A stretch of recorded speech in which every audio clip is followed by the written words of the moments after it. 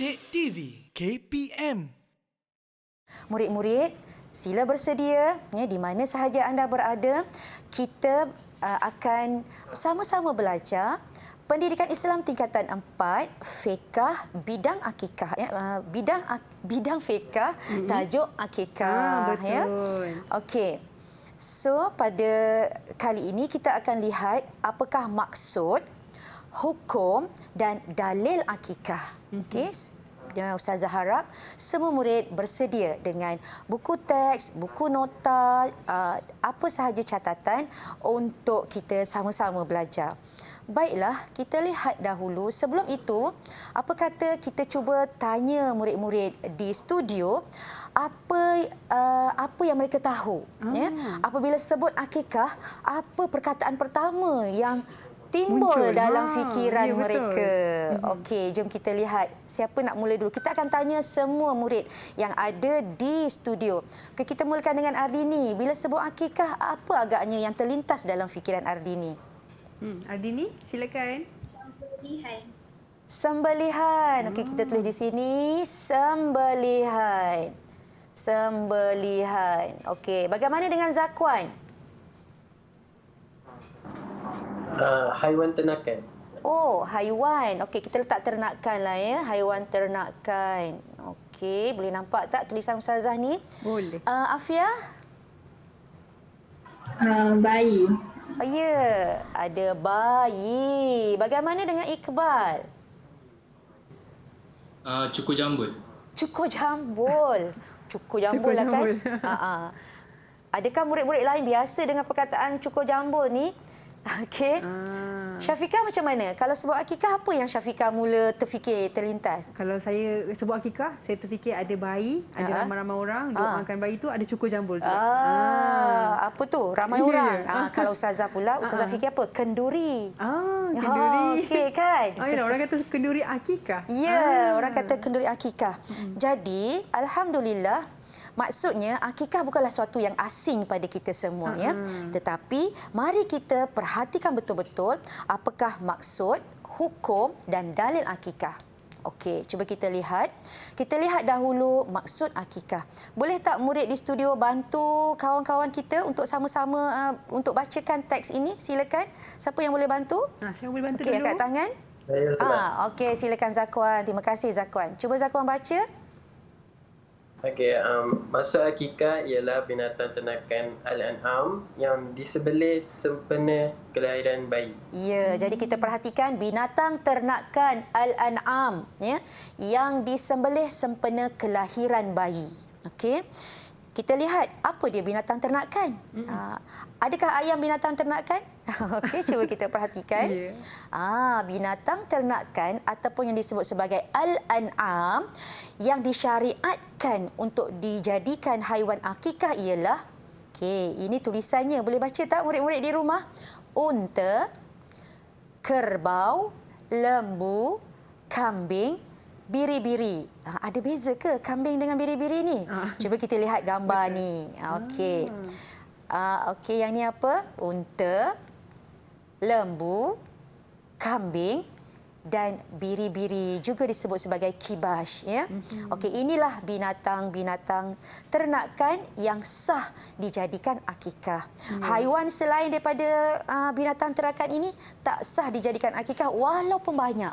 Contohnya, saya tak naklah nak buat nak sembelih akikah kambing sebab saya tak makan kambing. Saya nak sembelih 100 ekor ayam atau 500 ekor ayam yang sama nilai dengan harga kambing. Tetap tidak sah.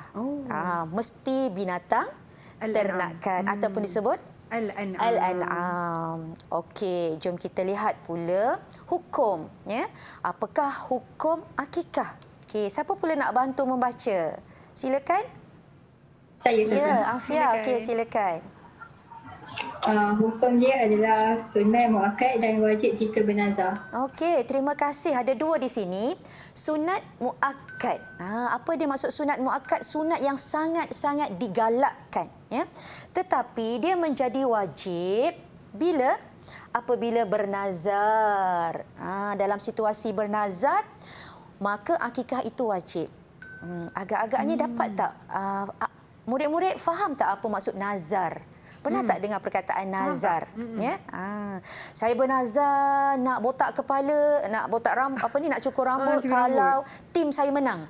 Contoh kan, saya bernazar nak buat itu, nak buat ini. Itu maksud nazar. Maknanya kita bersumpah atau kita berjanji untuk melakukan sesuatu. Jika ibu bapa bersumpah atau berjanji, saya nak bernazar anak saya yang lahir ni saya nak sembelih seekor lembu. Kena seekor lah. Saya bernazar nak 2 ekor kambing. Saya bernazar nak seekor kambing. Ya, jadi dia menjadi wajib sebab dah bernazar, dah berjanji. Okey.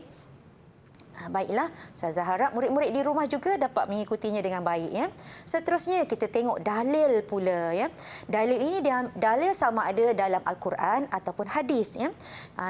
Untuk dalil akikah ini kita merujuk kepada hadis. Ya. Hadis daripada Samurah bin Jundub meriwayatkan bahawa Rasulullah sallallahu alaihi wasallam bersabda.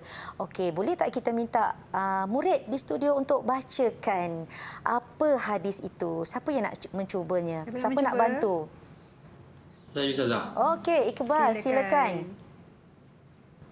Daripada Samurah bin Jundub meriwayatkan bahawa Rasulullah sallallahu alaihi wasallam bersabda. Sallallahu alaihi wasallam.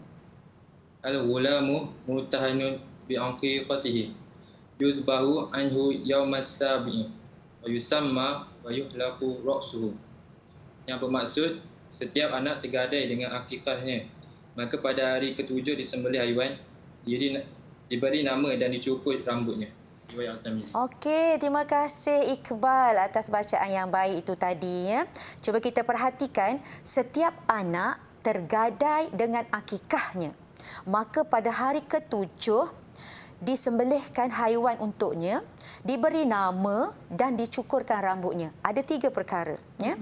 Beberapa pandangan ulama tentang apa yang dimaksudkan tergadai. Ya. Sebagai contoh, kalau kita ada barang kemas kita digadai, dapat tak kita menggunakan barang tu? Dapat? Digadai. Tak dapat. Tak dapat. Jadi kita kena tebus. Kita kena tebus untuk kita mendapatkan manfaat daripada barang yang digadai itu. Jadi anak ini tergadai dengan akikahnya. Untuk menebus anak tadi mesti dilaksanakan akikah. Kalau tidak, dia tidak ditebus. Tidak ditebus.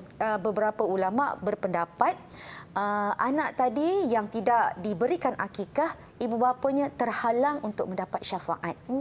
Ibu bapanya terhalang untuk mendapat syafaat.